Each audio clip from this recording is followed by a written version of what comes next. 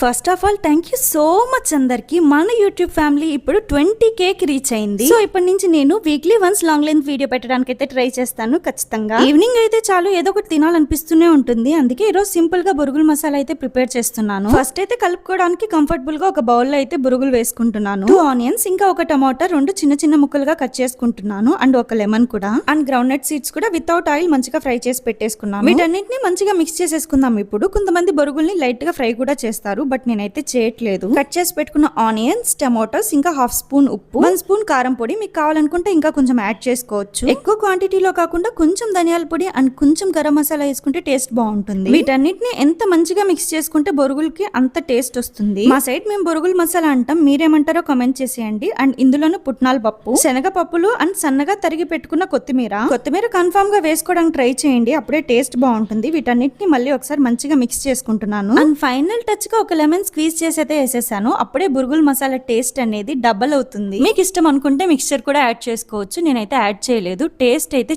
చాలా బాగుంది, తప్పకుండా ట్రై చేయండి. ఫస్ట్ టైం చూసే వాళ్ళు ప్లీజ్ లైక్ చేయొచ్చు కదా, ఇంకా ఫాలో కూడా చేయండి. నెక్స్ట్ వీడియోలో మళ్ళీ మీట్ అవుదాం. Bye bye.